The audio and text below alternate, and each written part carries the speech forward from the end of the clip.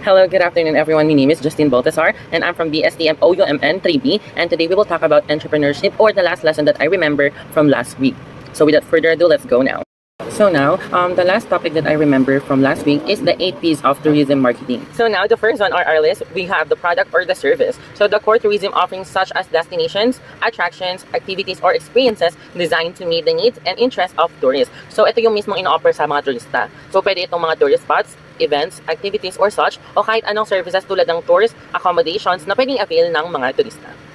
So now, the second one on our list, we have the price. So, price is the amount of a tourist pays for a tourism product or services. Ito yung binabayad ng mga turista sa mga produktong binibenta or ina-avail ng mga turista. So, ito yung dapat sakto lang sa budget ng target market, competitive at flexible, lalo na kung alam natin na peak or off-season naman. So now we have the third one. So the third one we have here is promotion. So promotion is the communication strategies used to inform and persuade to attract potential tourists through channels like advertising, social media platforms, and any public relations. So when it comes to promotion naman, it can be used by ads, social media platforms, just like what I've mentioned. Marami na rin tumatangkilik ng mga produkto or ng mga promotion when it comes to social media platforms sa tulong ng mga influencers para mapakilala pa ang mga lugar or ang mga produktong ating in-offer sa mga turista. So the next one on our list, we have the Place. So Place is the distribution and delivery channels that make tourism products accessible to consumers, such as online booking platforms, travel agents, and direct sales. So Place is kung saan at paano nabibili at na-access ng mga tourism ang produkto.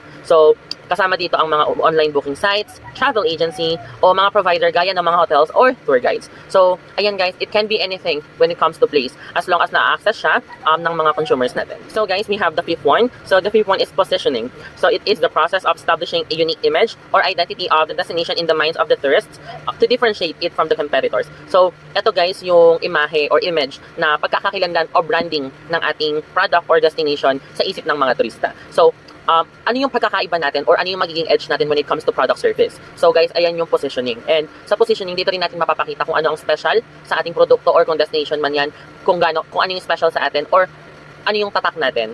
So yan guys, so it's all about branding. So guys, now we have the people. So people is the human element in tourism. So it includes the employees, tour guides, service providers, and local communities who contribute to delivering quality experiences. So guys, people, it speaks for itself. So ito yung mga taong involved sa tourism industry. So it is important to have them kasi sila ang nagbibigay buhay at nagpapanatili ng maganda, malinis at memorable experience sa mga turista. So now after people, we have partnerships. So partnership is a collaboration between various stakeholders, public and private sectors, local communities and organizations to enhance tourism development and promotion. So guys, when it comes to partnership, ito yung mga partners natin sa negosyo. So ito yung pagtutulungan ng mga LGUs, private businesses at communities para mapaganda at mapanatili ang magandang quality ng services para sa mga tao at para sa mga turista.